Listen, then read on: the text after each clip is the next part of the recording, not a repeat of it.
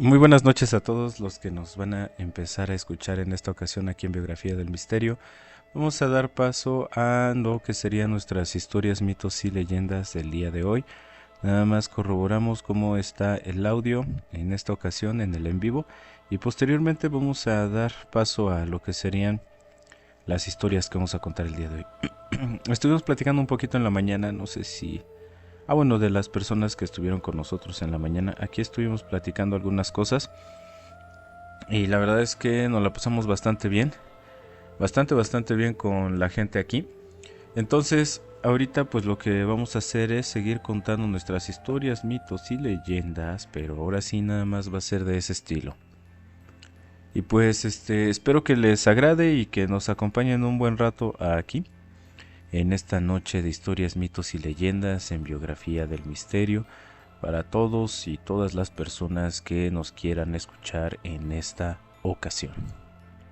Así que vamos a dar pauta a nuestra primera historia, que es un relato que tenemos por aquí para todos ustedes. Dice así: era mi primer mes como vigilante nocturna en un centro penitenciario para mujeres con trastornos mentales. Los relatos de terror no tardaron en llegar a mis oídos, susurrantes, pero ninguno tan persistente como el de la sombra de una mujer que rondaba la cocina. Se decía que era el alma en pena de una antigua reclusa que había sufrido un destino despiadado en ese mismo lugar maldito. El edificio en sí respiraba una atmósfera opresiva que calaba hasta los huesos. Las paredes de hormigón descarapelado parecían absorber los gritos y lamentos de décadas pasadas. Los fluorescentes parpadeaban con una luz enfermiza que creaba sombras danzantes en cada rincón. Durante el día, el lugar ya resultaba inquietante, pero durante la noche se transformaba en un laberinto de pesadillas, donde cada sonido se amplificaba hasta convertirse en una amenaza. Las internas me observaban con una mezcla de curiosidad y lástima cuando me veían pasar. Sus susurros se interrumpían abruptamente cuando me acercaba, y sus ojos vidriosos parecían saber algo que yo aún no comprendía. Algunas sonreían con una mueca perturbadora, como si estuvieran esperando que me uniera a su club de conocimiento prohibido. Una noche de guardia me tocó hacer la ronda cerca de la cocina industrial. Mientras caminaba por el pasillo oscuro, la temperatura descendió drásticamente, como si hubiera atravesado una cortina invisible de hielo. Mi aliento se volvió visible en pequeñas nubes de vapor, y un escalofrío recorrió mi columna vertebral al acercarme. El murmullo constante de las reclusas en sus celdas se convirtió en un silencio sepulcral que resultaba más aterrador que cualquier grito. El eco de mis pasos resonaba en el vacío con un sonido hueco que parecía multiplicarse infinitamente. Las llaves del llavero tintineaban en mi cinturón como campanillas funerarias, y mi linterna proyectaba una luz de la luz temblorosa que apenas penetraba la oscuridad densa del corredor. Al principio no vi nada fuera del ordinario, pero luego allí estaba, una figura oscura, femenina, con un contorno borroso y movimientos lentos y etéreos que desafiaban las leyes de la física. No tenía rostro definido, solo una mancha oscura donde debería estar, pero podía sentir su mirada penetrante taladrándome el alma. La presencia irradiaba una tristeza tan profunda que me cortaba la respiración. Los relatos de las internas cobraban vida en mi mente, como una película macabra. Algunas decían haberla visto durante sus turnos de cocina, y como sus ojos vacíos la observaban mientras preparaban la comida, dejándolas aún más perturbadas de lo que ya estaban. Describían cómo la temperatura bajaba repentinamente, cómo los cuchillos se movían solos y cómo podían escuchar sollozos que no provenían de ninguna garganta humana. Noche tras noche la aparición se repetía, siempre alrededor de la misma hora fatídica, siempre en el mismo lugar maldito. Era como si estuviera atrapada en un bucle temporal, reviviendo eternamente su último momento de terror. A veces la veía de pie junto a los fogones apagados, otras se desplazaba lentamente entre las mesas de acero inoxidable, dejando tras de sí una estela de frío que me helaba hasta los huesos. Intenté hablarlo con mis compañeros de turno, pero o evitaban el tema con nervios evidente o lo tomaban a broma con risas forzadas, que no llegaban a sus ojos. Estaba completamente sola en esto. Las noches en prisión se volvieron una tortura psicológica. Cada vez que me acercaba a la cocina, el aire se llenaba de una opresión insoportable que me comprimía el pecho hasta hacerme jadear. Sabía que ella estaba ahí, esperándome, observándome, tal vez tratando de comunicar algo que mi mente racional se negaba a comprender. Mi sueño se volvió fragmentado y mis nervios se desintegraron poco a poco. Cada ruido nocturno me sobresaltaba, cada sombra se convertía en una amenaza potencial. Eventualmente dejé el trabajo, no sin antes intentar investigar la historia de la misteriosa mujer en los archivos polvorientos del sótano. Lo poco que descubrí fue que había sido una interna acusada de un crimen terrible, que había vivido sus últimos días en una desesperación y locura insondables, hasta que fue encontrada sin vida en la cocina, con una expresión de terror absoluto grabada en su rostro demacrado. Los reportes hablaban de circunstancias extrañas. La temperatura de la cocina había bajado inexplicablemente esa noche y varios testigos escucharon gritos que no provenían de su celda. Se decía que su espíritu no encontró descanso y que buscaba compartir su eterno tormento con quienes vivían, arrastrándolos a su misma condena de soledad y desesperación. Nunca supe si era real o una ilusión colectiva, alimentada por el miedo y la locura del lugar. Lo único cierto es que la imagen de esa sombra en la cocina me persigue hasta el día de hoy, apareciendo en mis sueños y en los reflejos de las ventanas. Cuando menos lo espero, recordándome de algunos tormentos, trascienden la muerte y se aferran a los vivos como sanguijuelas espectrales. Esta es nuestra primera historia. Déjenme decirles que ahorita que estaba escuchando, o más bien que les estaba relatando esta historia, recuerdo muy bien que ya habíamos contado algunos relatos de este tipo, pero fíjense que yo pienso, más bien, o no sé, hay teorías en donde las personas dicen que los que tienen este tipo de enfermedades como la esquizofrenia son las personas que realmente pueden o tienen abiertos los ojos al mundo real, ¿no? Que nosotros dentro de toda esta Matrix y dentro de todo este mundo alterno no podemos escuchar como tal o ver todo lo que realmente existe en este plano. Y recuerdo bien que hay muchas personas que ya han platicado este tema, que sería el tema de las personas que tienen este tipo de enfermedades, ¿no? Y por lo regular estas enfermedades tienden a ser bastante agresivas, ¿no? Y dependiendo del tiempo que tú tengas con esta enfermedad, pero es muy curioso cómo es que estas personas llegan a ver sombras, llegan a ver seres amorfos o llegan a escuchar cosas, ¿no? Recuerdo también el caso de la hiena de Querétaro, por lo menos aquí en México, que fue un caso muy muy sonado en donde una madre desvivió a sus hijas y decía ella que una voz era la que le hablaba y que le decía desvívelas, desvívelas, ¿no? Entonces es como que muy curioso y también es muy triste que ocurran este tipo de tragedias. ¿Ustedes creen que si tuvieran la oportunidad o, ¿cómo les digo? Pues sí, que tuvieran la oportunidad de sufrir por un tiempo o por unas horas lo que es la esquizofrenia, aguantarían? O sea, me refiero a que sufran ustedes de todo lo que ven, de todo lo que escuchan, un esquizofrénico. ¿Ustedes se creen capaces de poder aguantar todo este tipo de cosas? En esta historia que les acabo de contar, es una historia fuerte, entre comillas, porque este es un hospital psiquiátrico. Y en los hospitales psiquiátricos o en las cárceles en donde tienen recluidas a personas que padecen de esta enfermedad, La verdad es que se me hace muy complicado que no existan este tipo de eventos. Saludos, Ani, qué bueno que ya estás por aquí. Buenas noches y qué bueno que nos estés acompañando. Juan Carlos Zarco, gracias por apoyarnos con los tap taps. Igual, Ani, gracias por acompañarnos y por ayudarnos con los tap taps. Entonces, como les estaba platicando, en este tipo de lugares, por lo regular, siempre hay como que una relación entre lo paranormal y lo que sería lo mental, que es como lo psicológico, ¿no?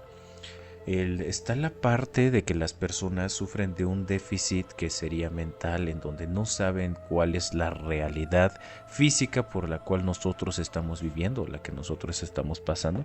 Y está la parte paranormal, que sería la parte en la cual ellos no saben hasta ciencia cierta cuál es la diferencia entre lo que están escuchando y lo que están viendo, y si lo que están escuchando está dentro de este plano energético o dentro de esta línea temporal o es sobre la otra, ¿no? Entonces por ahí van los tiros. Es muy complicado poder entender este tipo de gentes. Díganme, ¿ustedes aguantarían unas 12 horas con esquizofrenia? O sea, que les dijeran, ¿sabes qué? La verdad es que tú te doy la oportunidad de que tengas esquizofrenia por 12 horas. ¿Ustedes creen que aguantarían? O sea, realmente todo ese tipo de cosas. ¿Qué tal, Juan Carlos? ¿Qué crees que no? La repetición de los en vivos los tenemos en YouTube. Ahí tú puedes ver los en vivos y ahí puedes ver la repetición de todas las historias, mitos y leyendas.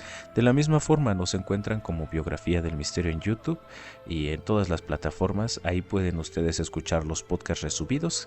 De hecho, yo creo que hoy vamos a hacer el esfuerzo de subirles unos 3 o 4 podcasts para que ustedes los tengan.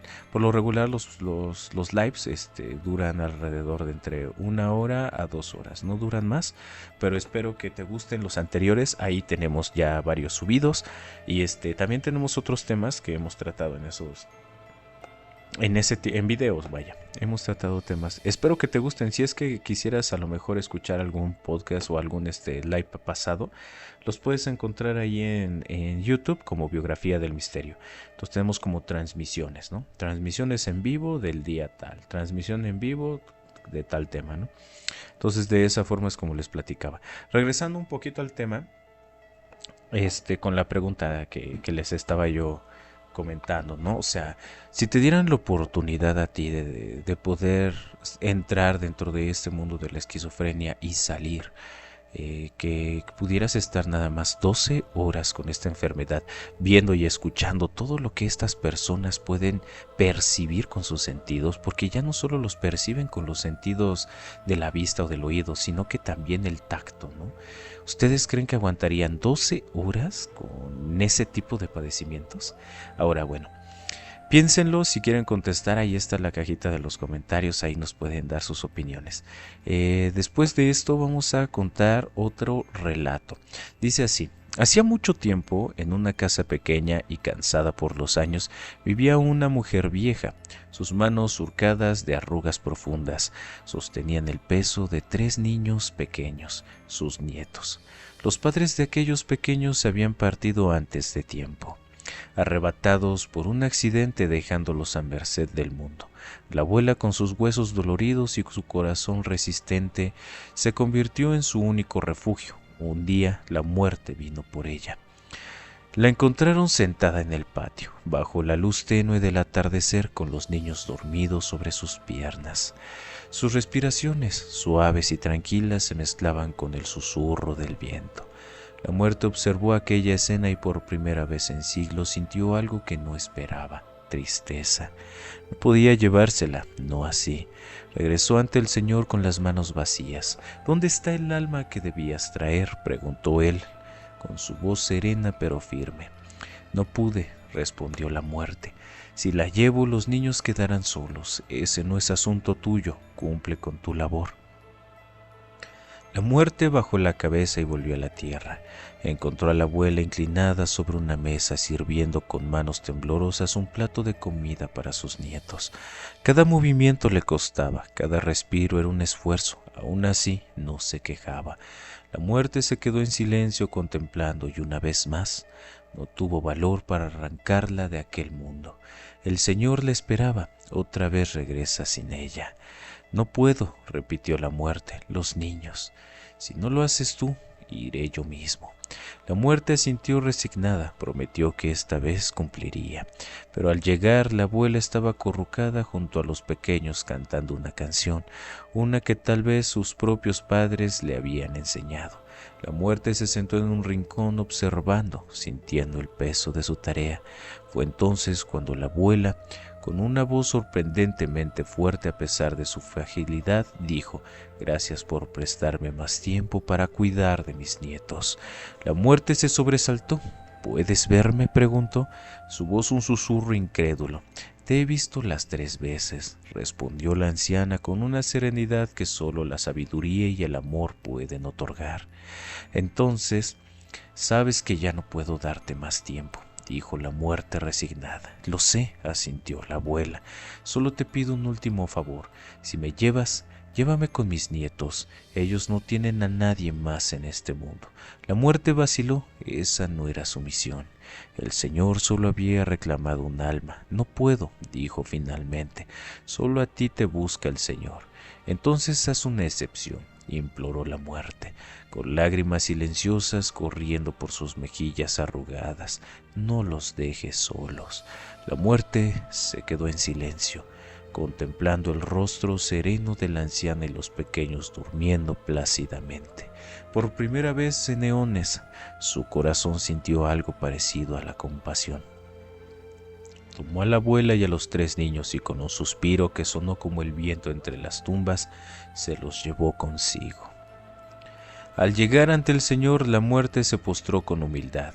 «Sé que me enviaste solo por la abuela», dijo, su voz cargada de una extraña mezcla de temor y desafío, «pero no puedo dejarlos solos. Me los he traído conmigo. Si por esto debo ser castigado, estoy dispuesto a aceptarlo». El Señor lo observó en silencio, su mirada insondable. Finalmente, una leve inflexión suavizó su voz. «Nunca me has fallado, pero esta vez serán bienvenidos». Y así, la abuela y sus nietos encontraron juntos el descanso eterno. Pero a veces, incluso la muerte puede ser conmovida por el lazo irrompible del amor familiar.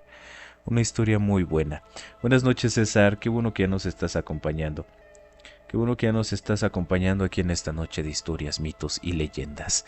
Me equivoqué en esta leyenda. Esta es una leyenda que teníamos para todos ustedes guardada sobre la muerte y sobre lo que había pasado en la vida de una ancianita y sus nietos. Qué difícil es cuando alguien ya no está contigo, ¿no? Y más cuando no tienes a otras personas cerca de ti. Qué difícil es esa situación. Y por aquí quiero leer o escuchar lo relacionado a los manicomios, ya que como mencionas no son del todo. Me imagino que va a haber algo por ahí más. Estas historias de los manicomios, no hemos contado muchas. La verdad es que, a ver, Juan Carlos. Fíjate, Juan Carlos, que no hemos contado así muchas historias que estén relacionadas con los manicomios. Las pocas que hemos contado, la verdad, han sido historias muy buenas. Ahora hemos platicado sobre historias de los manicomios abandonados y en ese sentido se cuentan los relatos sobre las apariciones, fantasmas, almas en pena que quedan adheridas a estos lugares. Y la verdad es que son historias muy buenas y relatos de gente, ¿no? De lo que más sí hemos contado, fíjate que es de hospitales, ¿no? Del trabajo de las enfermeras y también del trabajo de lo que serían los del servicio médico forense, de esas historias también, ¿no? Porque los forenses pues también ven cosas muy fuertes, muy muy fuertes. Vamos a seguir con la próxima. Dice así. A simple vista, la casa número 66B de la calle Piedra Negra era como cualquier otra en ese barrio viejo de la ciudad. Paredes desconchadas, un árbol seco en el jardín delantero y una cerca oxidada que no cerraba bien. Nadie vivía allí desde hacía más de 40 años. Nadie preguntaba por ella, nadie la mencionaba. Era una presencia muda en la cuadra, como una sombra fija en el paisaje, hasta que la familia Ibarra se mudó. Él Matías era contador, ella, Lucía, diseñadora gráfica freelance. Tenían una hija pequeña, Emilia, y necesitaban un nuevo comienzo tras perder a su segundo bebé durante el parto. Cuando la agencia les ofreció aquella casa por la mitad de precio que es promedio, no lo dudaron. El número les pareció raro, solo un número más. La primera semana fue tranquila, silencio total. El barrio parecía congelado en los años 70. No había vecinos cerca, solo ancianos que evitaban mirar la casa directamente. El primer síntoma fue la electricidad. Las luces parpadeaban exactamente a las 3:33 am. Todos los días Matías pensó que era un problema del sistema, pero un electricista vino y no encontró ninguna falla. Lo más raro es que los fusibles estaban nuevos, dijo, y no hay corriente excesiva, pero cada noche a esa hora algo absorbe energía como un agujero. Después vino el olor, no constante sino intermitente, azufre y carne quemada. Solo Lucía lo percibía. Decía que salía del piso del pasillo, el que llevaba al cuarto de servicio. Cuando lo revisaron, encontraron una trampa de concreto bajo la madera, sellada con cadenas y un símbolo extraño pintado en rojo. Llamaron a la gente y no respondió. Intentaron hablar con la alcaldía. Nadie reconocía la propiedad en el registro oficial. No existía como 66B, solo había un 66 y un 67. Entonces, ¿qué casa es esta?, preguntó Matías. La respuesta nunca llegó, pero las manifestaciones empeoraron.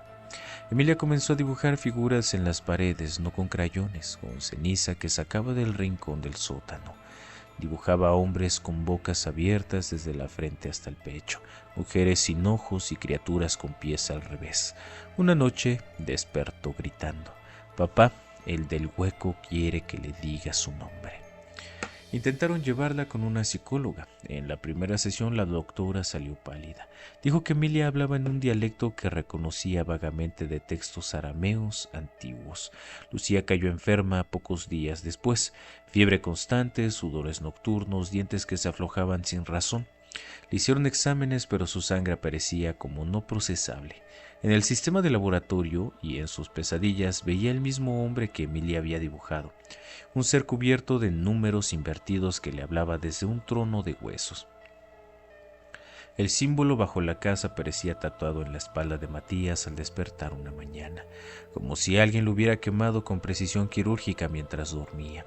Entonces lo entendieron: la casa era una propiedad.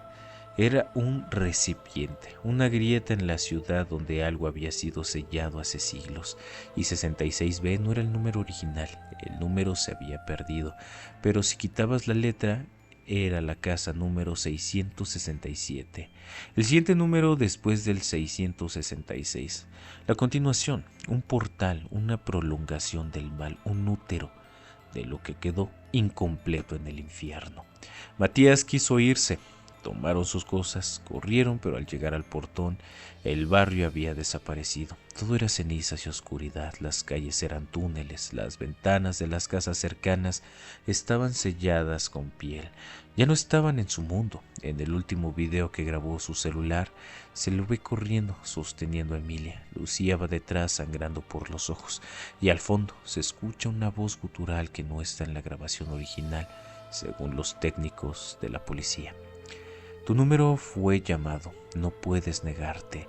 El contrato fue sellado al pisar el umbral. La casa fue encontrada vacía semanas después sin rastros.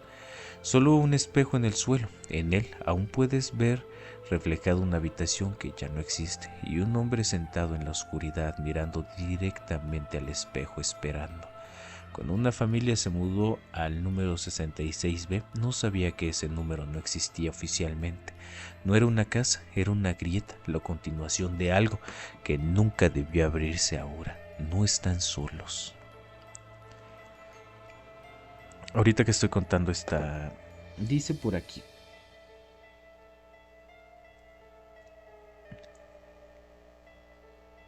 Uy, buenísima película, ¿eh?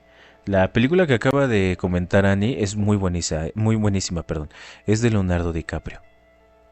La Isla Siniestra es una de mis películas favoritas. Bueno, por lo menos a mí me gustan mucho las películas de DiCaprio, pero en especial esa película de Leonardo DiCaprio, La Isla Siniestra, juega con tu mente de una forma impresionante. Fíjense que voy a hacer un top películas de terror y top películas psicológicas. Ya tengo por ahí algunas guardadas, entonces espérenlo porque ese va a ser algo muy interesante. Y pues para todos los que quieran verlas, voy a poner plataformas, o voy a decir plataformas en donde se pueden observar. Por lo regular, pues por lo más común donde las puedes ver es en Magis TV, así se llama. Es una plataforma en donde ustedes pueden observar todo ese tipo de películas o series o cosas así. La verdad es que ahí es donde más se puede.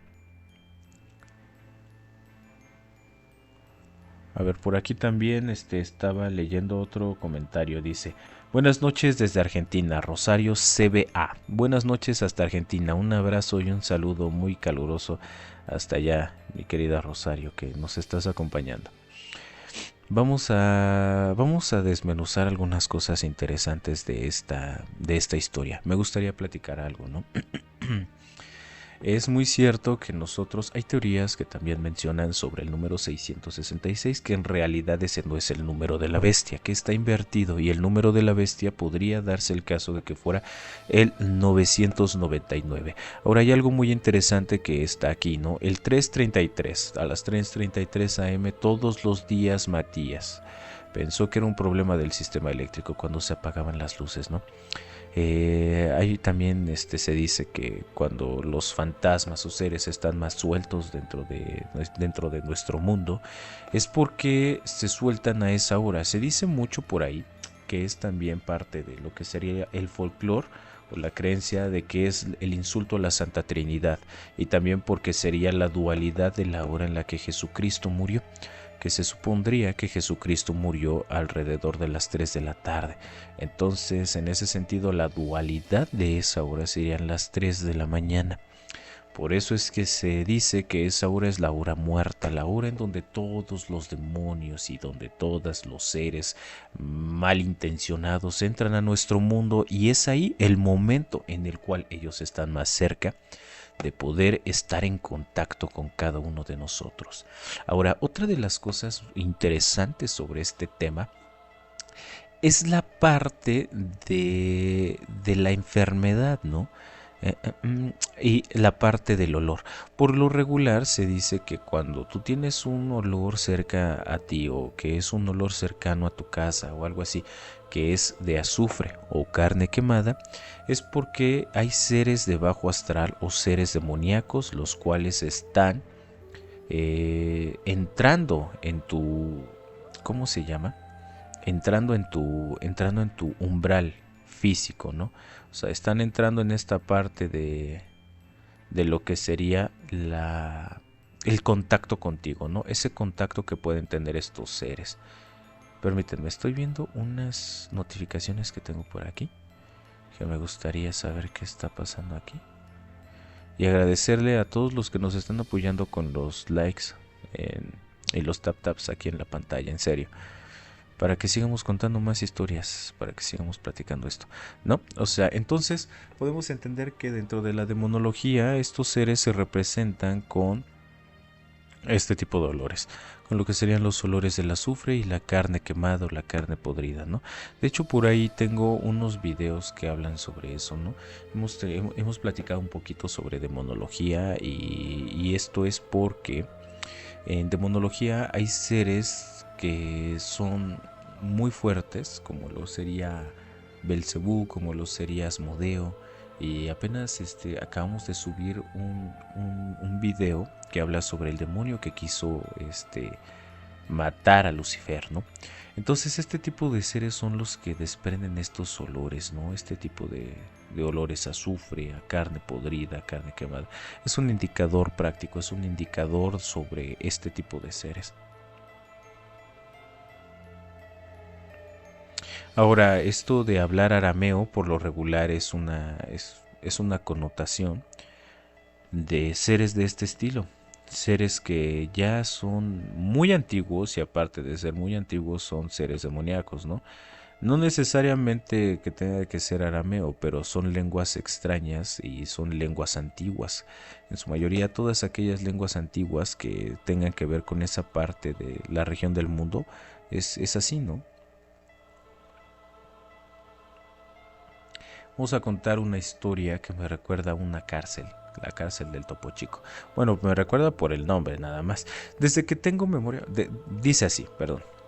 Desde que tengo memoria, el cerro del Topo Chico ha estado ahí, vigilante, inmenso, recordando el cielo de Monterrey con su silueta imponente. Todos en el barrio crecimos escuchando historias sobre él. Algunos hablaban de minas abandonadas, otros de soldados que alguna vez lo usaron para entrenamientos. Pero la historia que marcó a toda una generación fue la de los 3 niños, los niños que nunca regresaron. Mi madre me lo contó por primera vez una noche en la que me encontraba de travieso, tratando de escaparme a jugar con mis amigos después de cenar. No vayas al cerro, mijo. Ahí se perdieron unos niños y jamás volvieron. A veces se oyen sus risas en la madrugada. Lo decía bajito, como si solo nombrarlos atrajera su presencia. Yo no le creí. Pensé que era otra de sus formas para asustarme. Pasaron los años, pero la historia me siguió. Y cuando tuve edad suficiente para entenderla completa, la verdad fue más espantosa que la advertencia. Corría el año 1949. 3 niños del barrio, 2 hermanitos y su primo, decidieron subir al cerro un sábado por la mañana. Era como cualquier niño de la época, curiosos, inquietos y sin miedo a nada. Querían buscar colorines, unas piedras rojas que se usaban como canicas. Sus padres les habían dicho que no fueran, que era peligroso, pero la madre, conmovida por su insistencia, les dio permiso. Fue la última vez que los vio. Esa noche no volvieron. Las horas pasaron y nadie supo nada de ellos. Los padres corrieron por las calles preguntando a vecinos y amigos, a cualquiera que pudieran haberlos visto. Subieron al cerro con linternas, gritando sus nombres entre los riscos, buscando entre las piedras, los arbustos, las cuevas, pero nada. Pasó un día, luego 2, una semana entera. El rumor se esparció como fuego. Los niños estaban perdidos en el cerro y nadie lograba encontrarlos. Algunos decían que quizás se los llevó un loco que vivía en una cueva. Otros aseguraban haber escuchado detonaciones aquella tarde como si algo hubiera explotado. El 10.º día la noticia salió en el periódico. Un pastorcito, un adolescente que solía subir con su rebaño, bajó corriendo a avisar que había encontrado algo. Llevaba el rostro desencajado y la mirada perdida. En una hondada al cerro, entre piedras ennegrecidas, estaban los restos, lo que quedaba de los 3 niños. La escena fue tan atroz que las autoridades evitaron dar detalles. Solo se supo que uno de los cuerpos fue identificado gracias a una chaqueta de gamuza que su madre le había dado por su cumpleaños. El pastorcito, el que los encontró, jamás volvió a ser el mismo. Dicen que apenas habló desde aquel día y una semana después lo encontraron muerto. Se decía que se había caído, que se resbaló en una de las peñas, pero otros juraban que se lanzó, que no soportó lo que vio. Con el tiempo comenzaron a surgir teorías. La más fuerte decía que durante los años de entrenamiento militar en el cerro habían quedado restos de armamento. Una granada olvidada, una trampa mortal escondida entre la maleza, y que los niños la encontraron, jugaron con ella y todo terminó en un instante. Pero había algo más, algo que nadie podía explicar. Desde entonces muchas personas han contado haber escuchado risas de niños en el cerro. Cuando cae la noche, algunas madres aseguran que en la madrugada han oído pasos pequeños fuera de sus casas, como si unos niños estuvieran jugando en la calle, y cuando salen no hay nadie, o peor, a veces hay huellas pequeñas, descalzas, que se pierden camino al cerro. Una señora jura que vio a 3 niños bajando del cerro una tarde. Caminaban tomados de la mano, sucios y cubiertos de polvo con sangre seca. Corrió a llamarlos pensando que era una alucinación, pero cuando se acercó desaparecieron. No se desvanecieron, simplemente ya no estaban ahí. Con los años la historia se volvió leyenda. Los padres comenzaron a usarla como advertencia. No vayas al cerro, o los niños perdidos te llamarán para jugar y no volverás. Pero para quienes conocimos a los familiares, para quienes vimos las cruces blancas que se colocaron en una de las cuevas, para quienes crecimos con la angustia de esos días en que no sabíamos si estaban vivos o muertos, no es una leyenda, es una herida. Yo crecí a 3 cuadras del cerro, hoy tengo más de 60 años, y aún en algunas noches en que el viento sopla fuerte y la ciudad duerme, creo escuchar carcajadas infantiles que no deberían estar ahí. Vienen del cerro, del mismo sitio donde se perdió la inocencia de 3 niños, del mismo sitio donde dicen algo espera todavía.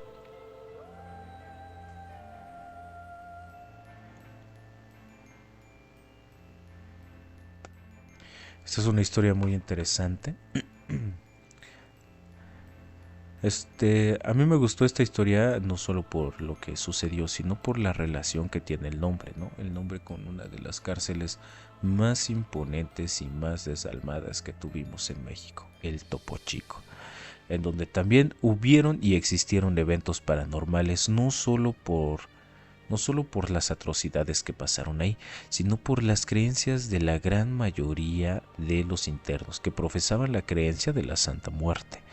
Entonces había diferentes aspectos paranormales que envolvían a este lugar, un lugar impresionante. Lo pueden googlear y lo pueden buscar en YouTube. Hay muchos youtubers que entraron a este lugar y la verdad es que se encontraron con una de las cárceles más corruptas de toda América Latina. Y aparte de eso, una de las cárceles en donde se respiraba el ambiente y se podía palpar el miedo. Ya no solo humano, sino el miedo paranormal, el miedo a seres fuertes, el miedo a seres que no comprendemos en muchas ocasiones. Y aparte de eso, las tragedias que se vivieron ahí, ¿no?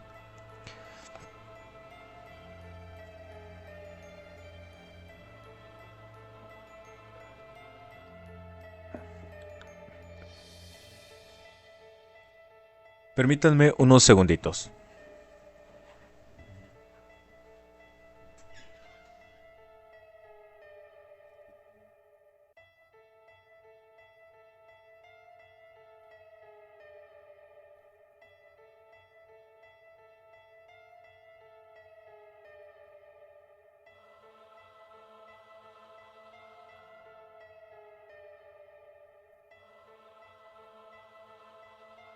Nunca había usado una aplicación de citas, pero después de 3 años solo y con la presión de mis amigos me animé. Me gustaba pensar que no era desesperación, sino curiosidad. Ella se llamaba Mariana, su perfil era sencillo, una sola foto, sonrisa discreta, ojos tristes. Su descripción decía, no busco mucho, solo alguien que me vea. Chateamos unos días, nada raro, no era intensa, no era graciosa, pero me caía bien.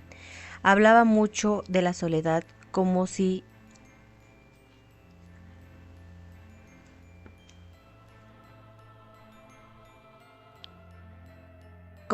entendiera demasiado.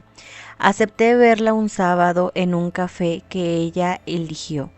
Era pequeño, medio escondido, con luces amarillas y música suave. Llegué 5 minutos antes y ella ya estaba ahí. Reconocí su cara al instante.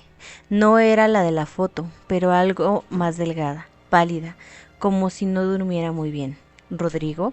Dijo con su voz suave, como de una locutora de madrugada. Sí, Mariana, ¿verdad? Sonrió, me pidió que nos sentáramos en la mesa del fondo. El mesero me miró raro, como si dudara, pero no me dijo nada. Me senté con ella. No pidió nada, yo pedí un café. Ella me hizo preguntas raras pero profundas. ¿Cuándo fue la última vez que alguien te abrazó sin pedirte algo? ¿Le hablas en voz alta a la televisión cuando estás solo? Me reí, pero algo en su mirada me ponía tenso. Era más atenta, tan presente, como si leyera mis pensamientos. Después de un rato, dijo que tenía algo para mí. Un regalo, dijo, una cajita negra. ¿Para mí? ¿Por qué? Porque tú también sabes qué es lo que es ser invisible. La abrí. Dentro había una fotografía mía tomada días atrás en mi departamento. Reconocí la ropa que usaba. Era de la noche anterior. Me helé. ¿Cómo? Balbucé. Ella me miró sin sonreír. Te he visto muchas veces. Nadie más lo hace. Por eso me gustas. Me paré. Quise salir. El mesero me interceptó. ¿Todo está bien, señor? ¿Está hablando por teléfono? ¿Qué? No. Estoy con ella, señalé la mesa. Él me miró. Luego me miró con compasión. Señor, usted ha estado solo desde que ha llegado. Me di la vuelta. La silla que estaba enfrente de mí estaba vacía. La cajita ya no estaba. El café frío. Corrí, esa noche no dormí, bloqueé la aplicación, apagué el celular, me prometí no salir por un tiempo. Pasaron 3 días. Hoy, al abrir mi bajada de entrada, encontré un correo sin remitente. Asunto: lo bueno es que ya no estás solo. Adjunto: una nueva foto mía dormido. Pero esta vez no estaba solo en la cama. Había un rostro junto al mío, y era el de ella. Ay, Dios mío. Qué miedo.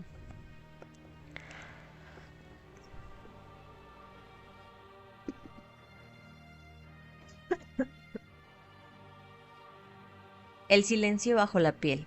Advertencia. Esta historia contiene imágenes perturbadoras que obviamente ustedes no van a poder ver.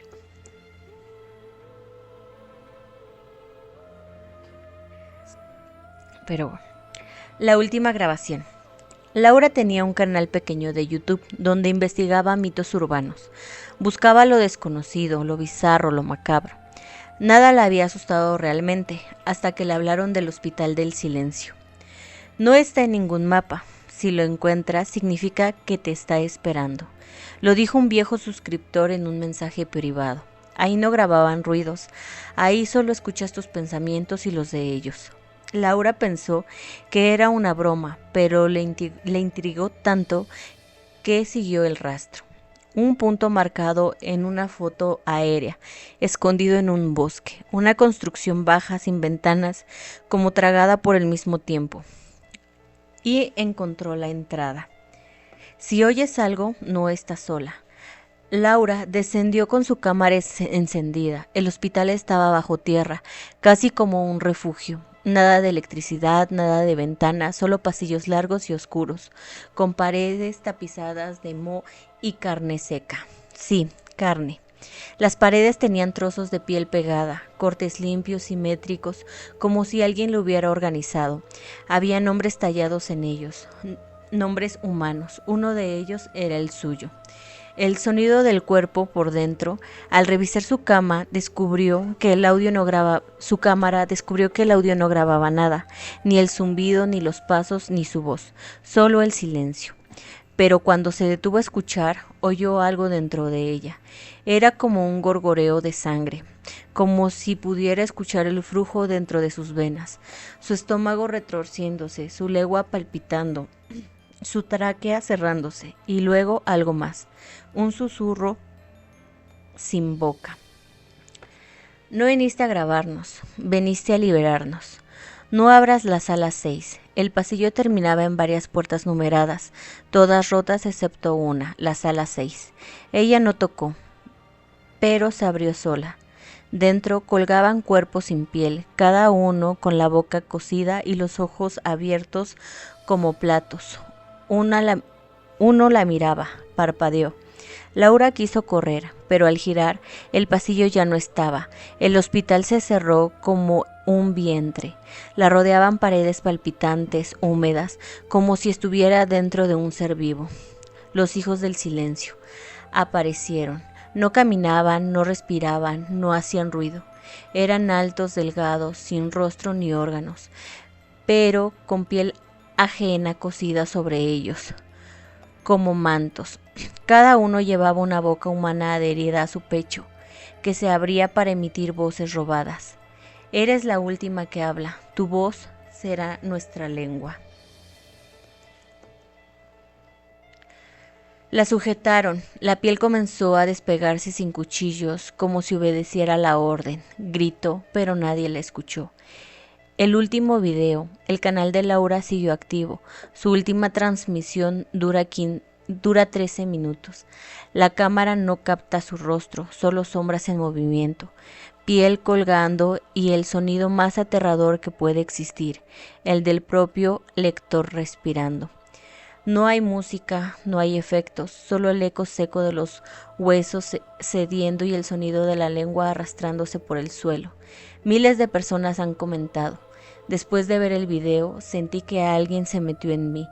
Mi piel se irrita cada vez que lo recuerdo. Desde entonces ya no escucho mi voz, solo la de ella.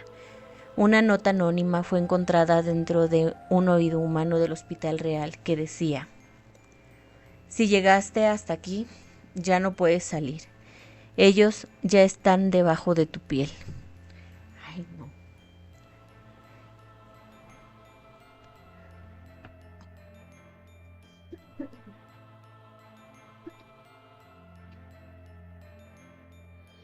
Ya, muchas gracias.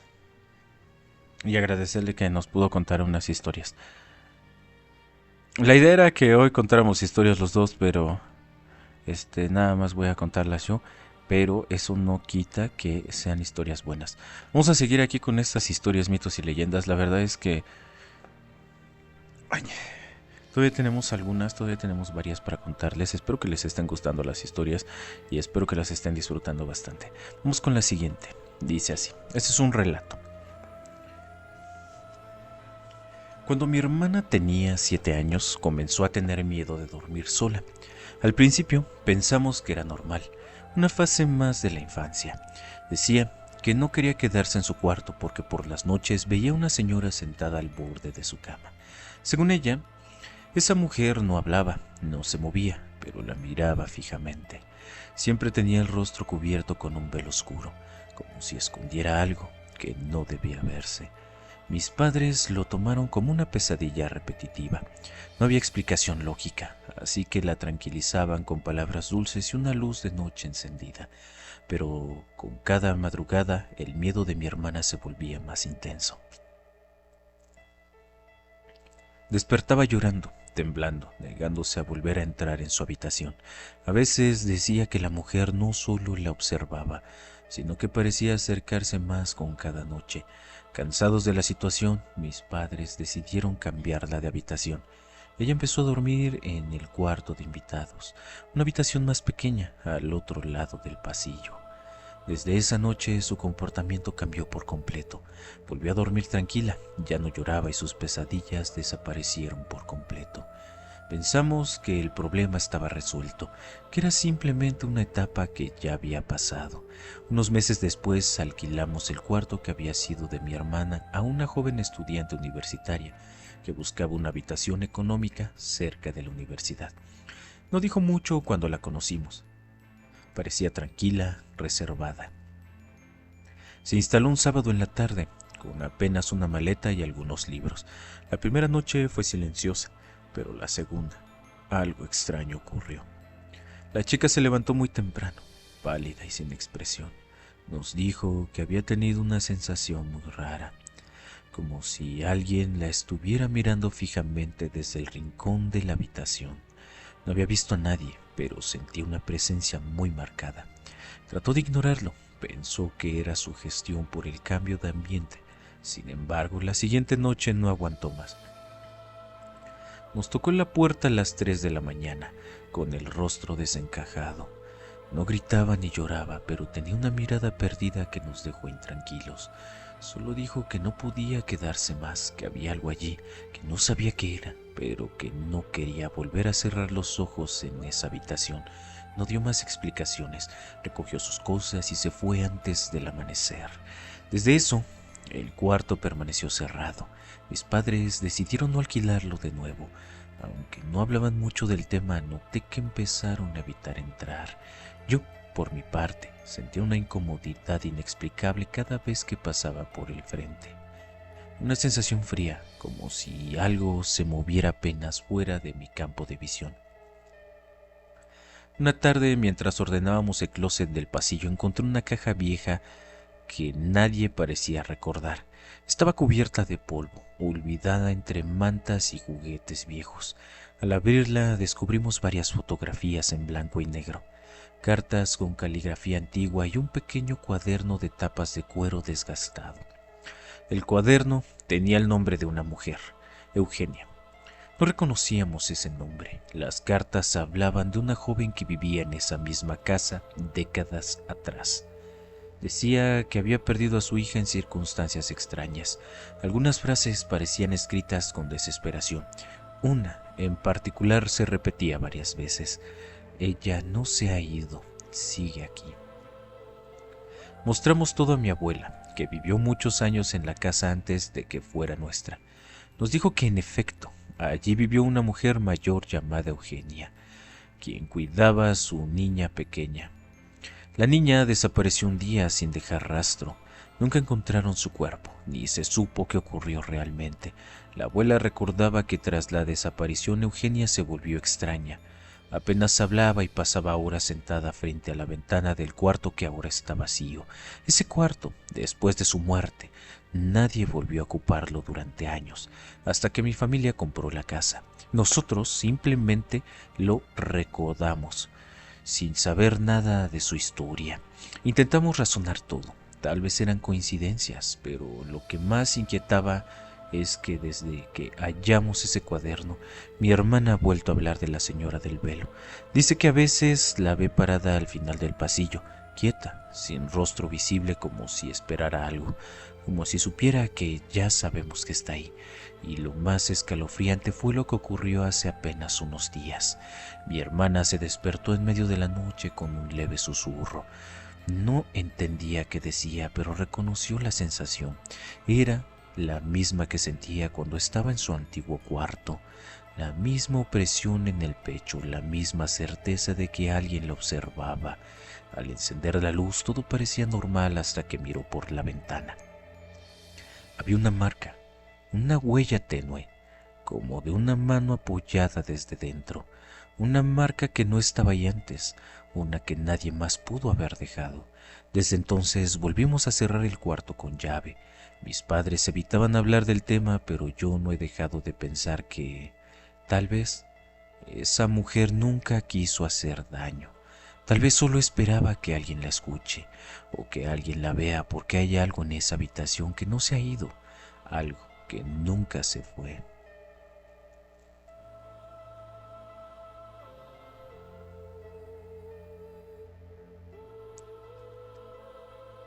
Trabajar como maquinista en rutas largas tiene algo que te cambia. Pasas tantas horas con el cuerpo tenso, los ojos fijos en las vías, con el zumbido del motor y el traqueteo del tren como compañía. Para algunos es monótono, para otros, como yo, es casi terapéutico. Al menos así lo era hasta esa noche. La ruta era conocida, salíamos de madrugada, atravesábamos varios pueblos y entonces y estaciones vacías hasta llegar al patio de maniobras, unas 6 horas después. Ya había recorrido ese trayecto más veces de las que puedo contar, pero el tramo del kilómetro 241 siempre me daba mala espina. No hay curvas, ni cruces, ni pendientes, y sin embargo, siempre lo cruzaba apretando los dientes. Esa noche, desde que salí del taller de trenes, el aire se sentía distinto, pesado, como si el silencio de madrugada llevara algo en sus entrañas. A eso de las 3:20 am, entramos al tramo 241. Encendí las luces de cabina y de frente, pero no se veía más que los rieles interminables, y entonces escuché el primer sonido extraño. Un golpeteo suave, como si algo caminara sobre el techo del primer vagón. Pensé que era un animal, zorros o gatos. A veces se suben a los trenes, pero el ruido comenzó a moverse. De un vagón a otro, hacia la locomotora. Golpe, pausa, golpe, pausa, golpe, pausa. Como si alguien caminara. Reduje la velocidad por precaución. No había estaciones cerca ni zonas urbanas, solo campo abierto y oscuridad total. Ahí fue cuando lo escuché. ¿Puedo subir? Una voz clara en el intercomunicador. Era imposible. Nadie tenía acceso al sistema de radio. Nadie. Tomé el micrófono. ¿Quién habla?, pregunté. Silencio, solo el zumbido estático, luego otra vez, suave en el oído contrario. Estoy detrás de ti. Me giré bruscamente. No había nadie, pero el asiento del copiloto se hundía como si alguien estuviera sentado allí. El aire se sentía frío y sentía que algo o alguien respiraba muy cerca de mi cuello. Apreté el acelerador. Quería salir de ese tramo lo más rápido posible, pero el tren no respondía. El sistema comenzó a mostrar errores que no entendía. Luego las luces de la cabina parpadearon. 1, 2, 3 veces, y en la penumbra vi una figura al final del pasillo técnico del vagón, una silueta alta, estática, no se movía, pero cada que parpadeaban las luces estaba más cerca. Tomé una linterna y caminé con el corazón en la garganta. Di 3 pasos y la figura desapareció. Sentí un crujido sobre mi cabeza. Corrí de vuelta al asiento. El tablero de mando se apagó por completo. Solo el tren y yo, moviéndonos en silencio, como si alguien más guiara la máquina. Entonces, una voz suave, casi con lástima, susurró cerca de mi oído: «Frena antes del final». Me congelé. No había nada al frente. Según el plan de ruta, todo estaba claro, pero frené. Por puro miedo, por puro instinto. El tren se detuvo con un chillido seco. Segundos después, una curva abierta surgió de la neblina, recién colocada por obras del gobierno, pero que nadie me había informado. Si no hubiera frenado el tren, habría volcado. El tablero volvió a encenderse, el motor respondió, el resto del trayecto fue en silencio absoluto. Al día siguiente pregunté por el cambio de vías. Me dijeron que se informó, pero no a mi cuadrilla.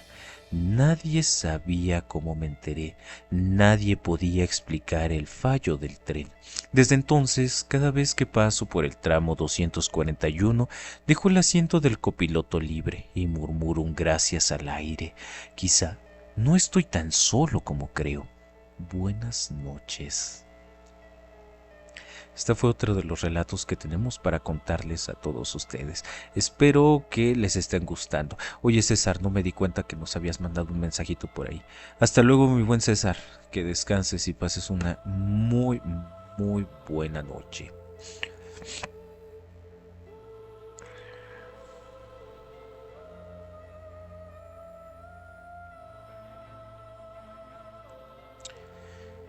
En un pueblo pequeño y tranquilo, rodeado por un bosque denso y misterioso, una leyenda que susurraban los mayores a los niños antes de dormir, la leyenda de Grisel, la bruja de los niños perdidos. No era bruja que viviera en casa de dulces o en una torre imponente, sino en las sombras del bosque, siempre vigilante, siempre hambrienta. Grisel era una criatura de la noche, con cabellos enmarañados como ramas secas y una mirada fría como el hielo. No se mostraba a menudo, pero cuando lo hacía, eran los momentos de descuido de los padres, cuando los niños jugaban demasiado cerca de la linde del bosque, o cuando se alejaban de los caminos marcados por la curiosidad. Su magia no era de hechizos ruidosos o explosiones de luz, era una magia sutil, de susurros que llamaban a los niños por sus nombres, de senderos que se desviaban, de ilusiones que los atraían más y más profundo en la penumbra, los niños hipnotizados por una melodía inaudible o una visión fugaz. Seguían el rastro de la bruja, adentrándose en el corazón del bosque hasta que el silencio de los árboles se tragaba sus risas. En el pueblo, el lamento de los padres era un sonido recurrente. Una tarde, una niña pequeña de cabellos dorados, llamada Luna, se aventuró en el bosque, buscando una flor rara que su madre tanto quería. Desoyó las advertencias, y mientras más se adentraba, más fuerte resonaba su voz suave y cantarina en su mente, prometiéndole juguetes y dulces. Era Grace. Los padres de Luna la buscaron con desesperación, pero solo encontraron su pequeño lazo azul en el borde de un sendero cubierto de musgo. Las hogueras se encendían en la plaza del pueblo cada noche, y los hombres salían con antorchas, pero los niños que se llevaba Grisel nunca regresaban. Se decía que los transformaba en pequeños sirvientes o que los usaba para alimentar su propia magia oscura, manteniéndolos en un sueño eterno del que nunca despertarían. Grisel ocultaba en su guarida bajo las raíces de un viejo roble. Observaba el pueblo desde la distancia, disfrutando su dolor. Cada niño desaparecido era un recordatorio de su poder, una advertencia sombría para aquellos que se atrevieron a desafiar las fronteras de su dominio, y así la bruja de los niños perdidos continuó su macabra tarea, recordándole a todos que el bosque tiene sus propias depredadores y que la inocencia a veces se perdía para siempre. Esta historia me recuerda mucho a las historias de los duendes. Ahorita que las estoy contando, no sé si ustedes han escuchado que es muy común que los duendes te pierdan en el bosque, ¿no? Y cómo es que estos seres pueden hacer escuchar a las personas ciertas voces, ¿no? Que les hablan, que los llaman, les dicen.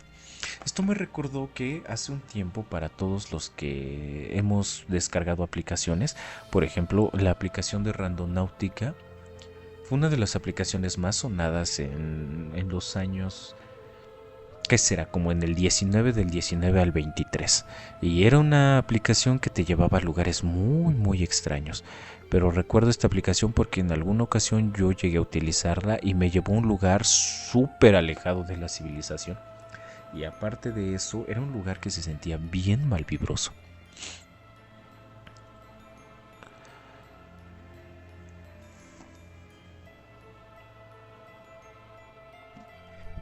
Dice así: todo comenzó cuando Martín se mudó a una casa antigua en las afueras de la ciudad.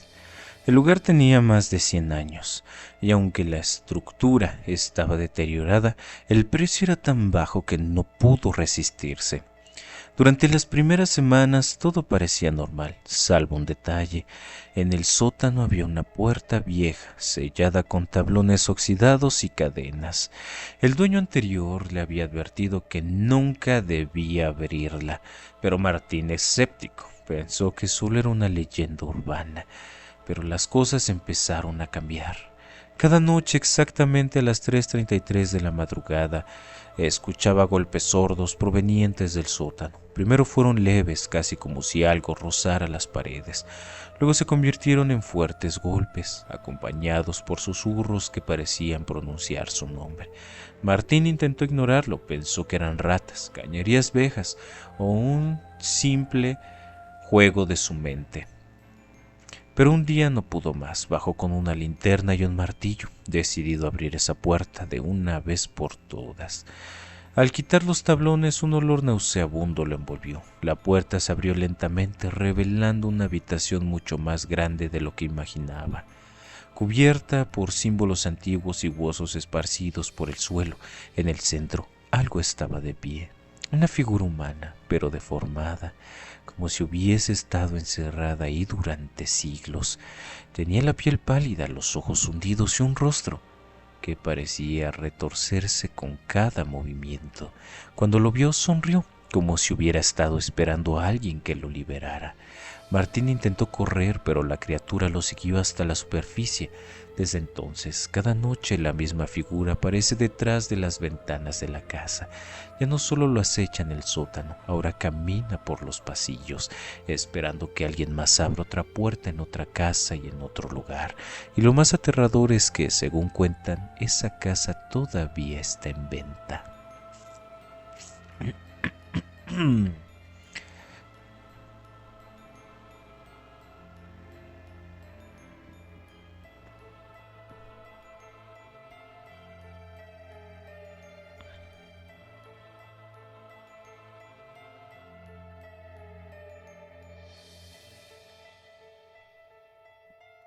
Trabajé como paramédico durante 7 años.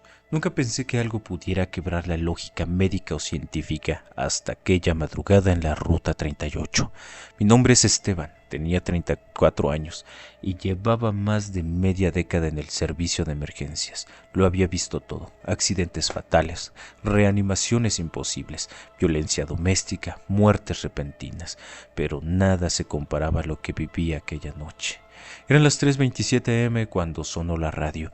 Unidad móvil 812. Respondan a un llamado en el kilómetro 29 de la ruta 38.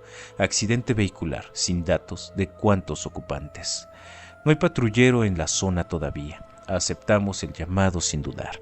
Yo iba en la parte trasera preparando el equipo y el conductor, Hugo, apenas murmuró un vámonos mientras giraba el volante con desgano. La Ruta 38 es una zona rural, desolada, con campos abandonados a ambos lados. Hay tramos sin luz, con curvas traicioneras y escasas señales de celular. Cuando llegamos no vimos nada, ni un coche, ni luces de emergencia, ni señales de un accidente, solo niebla y oscuridad. Nos quedamos un momento esperando, bajamos de la ambulancia, Hugo encendió la linterna y comenzamos a caminar por la banquina.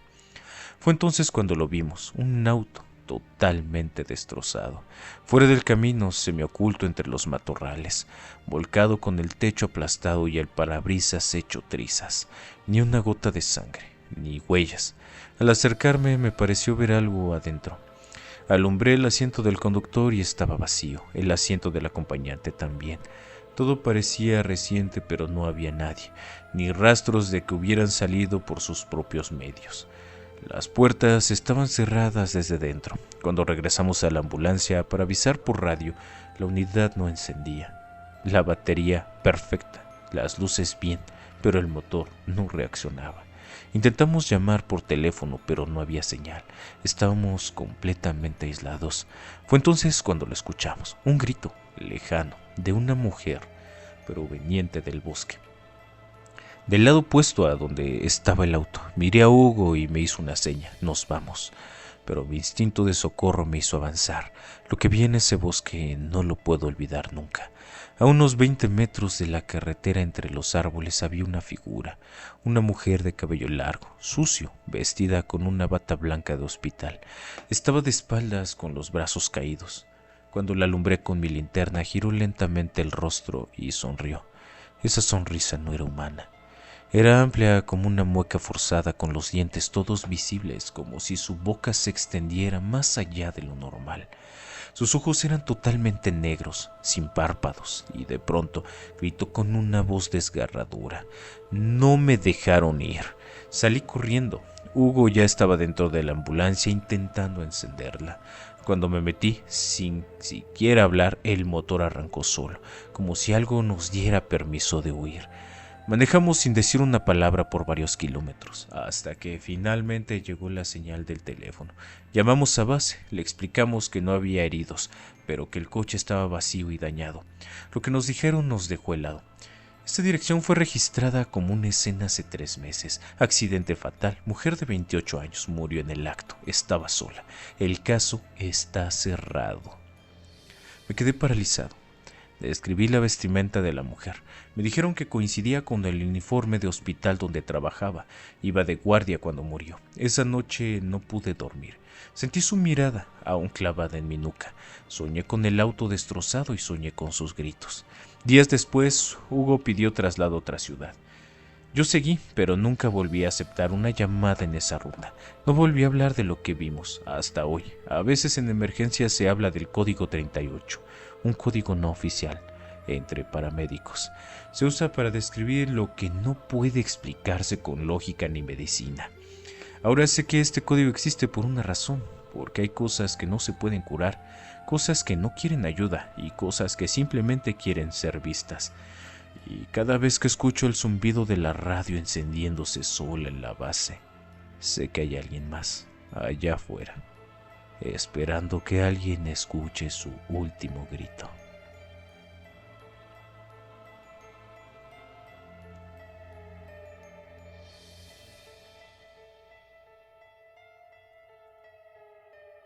La noche siempre ha sido más tranquila en este lugar. Los pacientes ya están sedados. Los pasillos se quedan en silencio y solo se escucha el zumbido sordo de los tubos fluorescentes. Me gusta caminar despacio por los pasillos del pabellón 3. La mayoría de los otros compañeros lo evitan, dicen que huele raro, que los pacientes ahí te miran diferente, como si te reconocieran desde otra vida.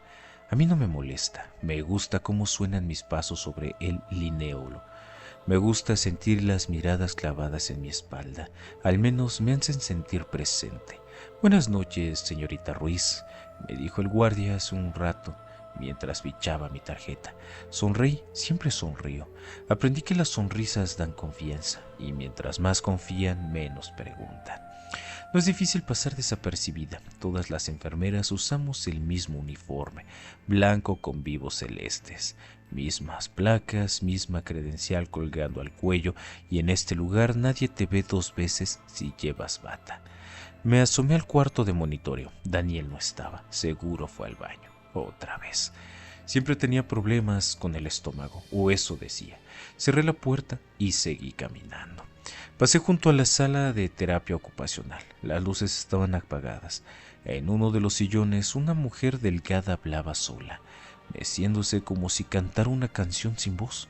Y me detuve unos segundos. Me miró, sonreí y ella también. Siempre me reconoce. No tengo mucho tiempo, así que paso directo al ala de servicio. Ahí está la puerta de la bodega. Nadie revisa esa puerta desde que clausuraron el archivo. La abrí despacio. El olor me pegó como siempre. Metal, sudor y miedo viejo. Bajé los 3 escalones. Allá abajo estaban ellos, en silencio, como deben estar. Los reconozco por la forma en la que tiemblan cuando me ven con el uniforme. ¿Tienen frío?, les pregunté, pero no contestaron, ni con los ojos. Hay 5. Uno llora a veces, otro reza, los demás solo jadean. Están amarrados con el mismo tipo de sujeción que usaban con nosotros. Esas cintas ásperas que huelen a látex viejo. Les dejé agua ayer, hoy no se portaron bien. Regresé a la planta alta, en el baño, en el fondo del casillero 17. Tengo el uniforme manchado, el verdadero, el que usaba cuando era una más en este lugar. A veces lo saco y lo abrazo. La tela aún tiene sangre seca, justo donde me cortó la garganta aquella mujer, la enfermera Ruiz, la que nadie extraña. Ya viene la ronda, a las 4, luego vendrá el cambio de turno. Yo me iré antes, hoy será mi última noche aquí, o eso digo, cada noche. Una historia muy interesante porque es de esas historias que juegan con tu cabeza, ¿no?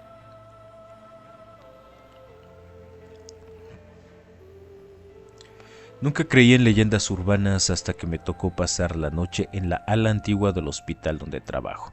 Soy enfermera desde hace más de 10 años, y aunque he visto cosas extrañas en turnos de madrugada, nada se compara con lo que viví esa noche. El Hospital San Vicente fue construido a finales del siglo XIX por una orden religiosa. Muchas de sus estructuras originales aún se conservan, especialmente el ala norte, un pasillo largo con vitrales empolvados, puertas de madera gruesa y techos altos que crujen al menor movimiento. Normalmente ese sector está cerrado, pero por remodelaciones en el área de urgencias nos tocó habilitar algunas habitaciones allí. Eran casi las 3 de la mañana cuando decidí ir al fondo del pasillo a revisar la habitación 214, donde se encontraba un paciente mayor en observación. El ambiente en ese pasillo era distinto, el aire era más frío, como si el tiempo no pasara. Cada paso resonaba contra las paredes y las luces del techo parpadeaban con un zumbido apenas audible, como si protestaran por estar encendidas.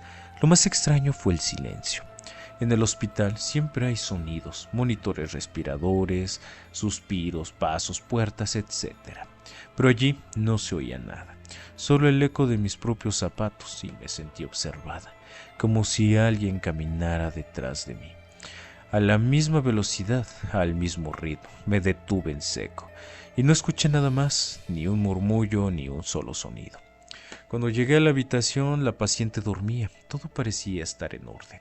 pero al darme la vuelta para salir vi algo que no pude explicar. El vidrio de la puerta, que normalmente es opaco, tenía una forma, una silueta. Alguien estaba parado al otro lado. Abrí de inmediato, pero el pasillo estaba vacío. Pensé que tal vez había sido una ilusión, quizá el reflejo de mi propia figura o el cansancio. Cerré la puerta con cuidado y decidí volver a la estación de enfermería. Pero al cambiar por el pasillo, las luces comenzaron a parpadear con más fuerza. Sentí un viento helado que me hizo estremecer. El aire tenía un olor antiguo como a cera derretida y papel envejecido. Fue entonces cuando escuché lo que más me aterró: rezos.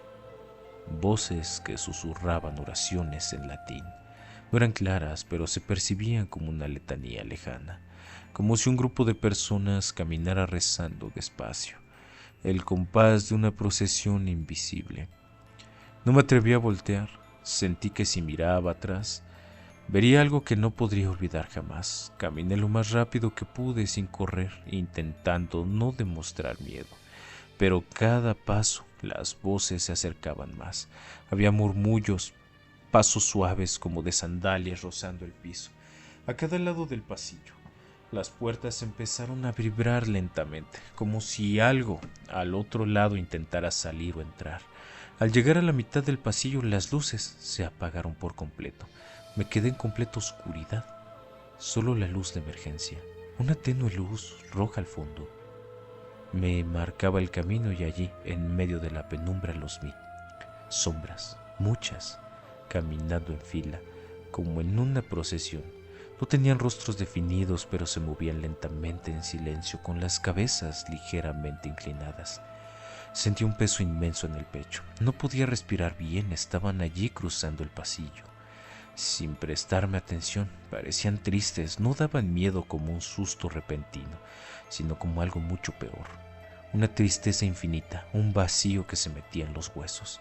Uno de ellos se detuvo frente a mí y no pude distinguir sus rasgos, pero su presencia era abrumadora. Extendió una mano transparente hacia mí. No lo toqué, solo cerré los ojos y comencé a rezar. No sabía qué decir, solo repetía palabras que había escuchado de niña: Padre Nuestro, Ave María. No lo hacía por devoción, sino por puro instinto. Y entonces, poco a poco, el aire volvió a su temperatura normal. Las luces parpadearon y se encendieron de nuevo. El pasillo volvió a estar vacío. No había ni rastro de las sombras. Caminé temblando hasta la estación, y cuando llegué, mi compañera me miró con los ojos muy abiertos. ¿Tú también los viste?, me preguntó. No pude hablar, solo asentí con la cabeza. Desde esa noche se dice entre el personal que el ala antigua es el pasillo de las ánimas. Algunos afirman que las sombras aparecen a las 3 de la mañana, otros aseguran haber escuchado rezos sin ver nada. Incluso hay quienes han dejado velas encendidas y estampadas religiosas en las puertas como protección. Nunca más volví a pasar por allí sola. Nadie quiere hacerlo, y aunque muchos intentan explicarlo con teorías sobre el subconsciente, la sugestión o la arquitectura del edificio, nadie lo puede explicar. Quienes estuvimos allí sabemos la verdad. Las ánimas caminan por ese pasillo. No buscan hacer daño, solo buscan ser recordadas. Una oración, un pensamiento o algo que las libere de su eterno caminar. Cada vez que paso por ese pasillo, se oscurece. Alguien reza en voz baja, no por miedo, sino por respeto, porque en ese lugar el silencio habla y el alma escucha.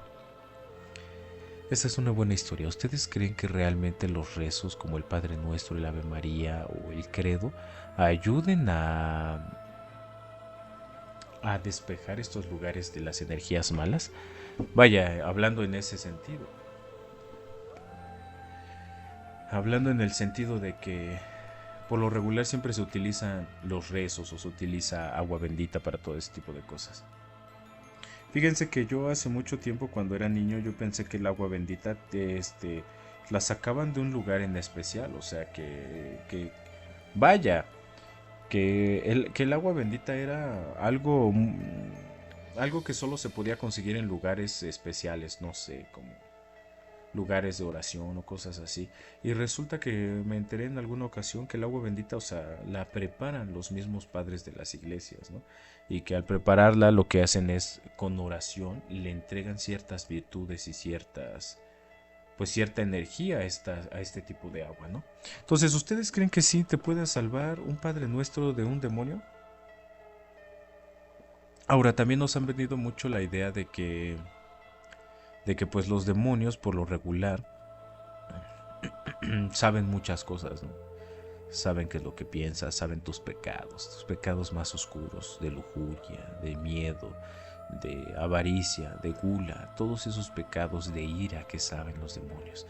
¿Ustedes aguantarían estar frente a un ser de ese estilo y que te esté diciendo la verdad de algo que tú has hecho en tu vida y que nadie más sabe?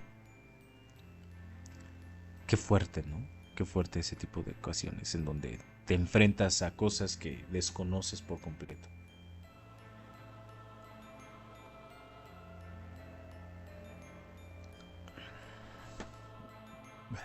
Ah, ah, ah.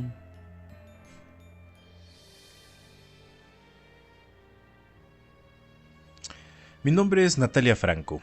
Esta historia la cuento desde un lugar muy personal, como una herida que no cierra y que por más que intente no puedo olvidar. Ocurrió hace 5 años cuando mi madre cayó enferma de una forma que ningún médico supo explicar.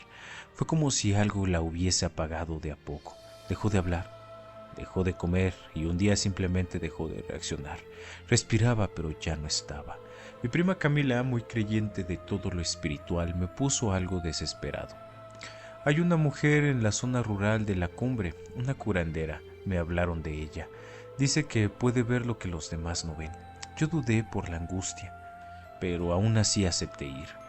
Viajamos en colectivo, cruzamos caminos de tierra y pastizales hasta llegar a una casa en medio de la nada. Era de adobe con el techo bajo y un árbol seco en el patio que parecía muertos desde hace mucho tiempo. Nos recibió doña Amalia, una mujer de unos 70 años, arrugada, delgada, con ojos negros que no parpadeaban. No solo nos saludó, solo nos miró y dijo: ya saben que esto no es un juego. Si lo que piden es real, lo que venga también lo será. No entendí en el momento lo que quiso decir. Hoy, ojalá nunca lo hubiese hecho.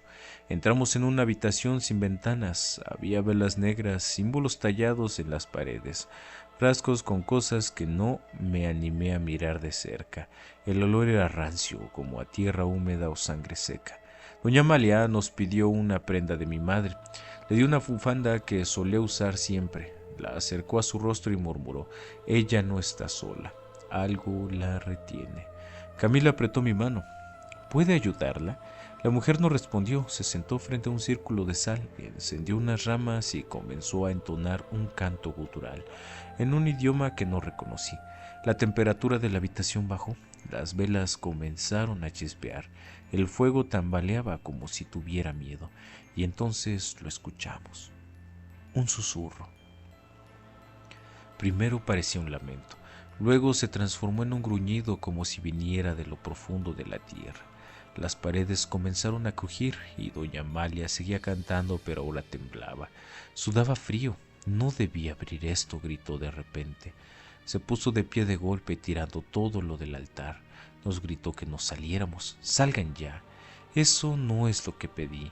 Corrimos fuera de la casa. Camila lloraba y yo no podía dejar de mirar la puerta cerrada, de donde aún salían susurros y gritos cada vez más intensos.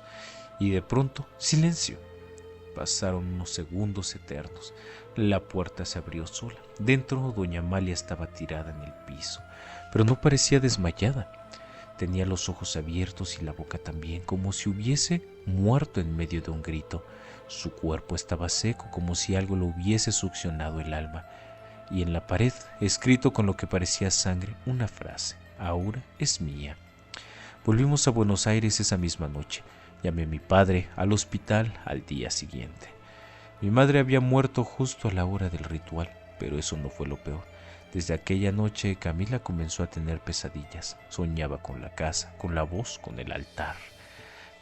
Se despertaba gritando que él la miraba desde el rincón, que no la dejaba dormir, que sentía garras sobre el pecho. Yo también comencé a notarlo: sombras en mi habitación, ruidos en la cocina, y cuando vivía sola era más raro. Una noche encontré la bufanda de mi madre colgada en la puerta de mi cuarto. Yo la había dejado en la casa de la curandera y cada vez que cerraba los ojos escuchaba ese susurro, esas voces. Ahora eres tú. Camila murió 3 semanas después. El forense dijo que fue un paro cardíaco, pero yo sé la verdad. Sé lo que pasó y sé que yo fui la que abrió la puerta. Hoy, cuando escribo esto, siento la misma presencia al lado mío, mirándome. Sé que vendrá por mí y cuando lo haga solo quiero que alguien lea esto y entienda. No todo lo que se invoca se puede contener y no toda ayuda viene del bien. Esta fue nuestra última historia de esta noche de historias, mitos y leyendas en este dominguito que nos la estamos pasando muy bien. La verdad es que sí nos la estamos pasando muy bien, pero esta fue nuestra última historia en esta ocasión.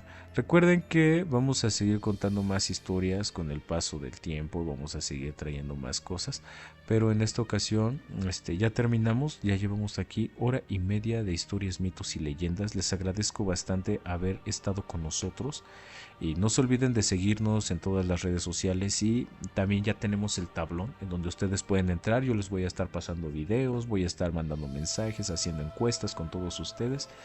Los que quieran formar parte del tablón, es como un canal de difusión de WhatsApp, pero no se olviden de seguirnos en YouTube. Vayan a ver los videos que estamos subiendo a YouTube. Gracias, Señor de la Noche, por el corazón. Muchas gracias y gracias a todas las personas que nos estuvieron acompañando. Vamos a mandarles saludos a todos los que nos estuvieron acompañando. Ani, obviamente, que estuvo casi con nosotros desde el inicio. A Clarisa, Señor de la Noche, a Matilda, a Steven, Eva Torres, a Jorge, a Moisés, al Bombón, a Olga, José, a Furia Sin Pelos. Furia Sin Pelos, qué buen nombre, ¿eh? Candela, Sandra, Lupita, a Susi, a Jorge, a Cristiano, a Rafael, a Fire, Osvaldo, a Rolando, a Johan, a Marilú, Mauri, al usuario 88, a Paoli, a Rubén Rojo, a Janet, a Terry, a Fanny, vaya, todos los que estuvieron aquí con nosotros acompañándonos, como Clara, como Beatriz, Did, Sansi, Shanti y Franco Shadil, a Gloria Cruz, que creo que acaba de entrar, pero muchas gracias a todos los que estuvieron aquí con nosotros en esta noche y gracias a las personas que les gustan este tipo de historias, que les gustan estas leyendas, que les gustan estos mitos. Yo les agradezco bastante haber pasado esta nochecita con nosotros y recuerden que vamos a seguir contando historias, mitos y leyendas, pero en esta ocasión les recomiendo que vayan a ver los videos que estamos subiendo a YouTube, que es Biografía del Misterio, y vamos a descargar los audios por si no llegaste temprano a esta transmisión de live. Entonces ahí puedes escuchar los podcasts, que bueno, los en vivos los puedes escuchar en YouTube, ahí los vamos a subir. Sale pues, y pues no se olviden de seguirnos en todas las redes sociales como Biografía del Misterio. Así nos van a encontrar a nosotros, Biografía del Misterio, en Facebook, en Instagram, en todos lados. Ahí nos van a poder encontrar de esa forma. Ojalá que les haya gustado las historias, mitos y leyendas de esta noche y que lo hayan disfrutado. Un fuerte saludo y abrazos para todos los que estuvieron aquí con nosotros en esta ocasión. Cuídense mucho y hasta la próxima. Nos estamos viendo, mis queridos amigos de Biografía del Misterio. Hasta la próxima.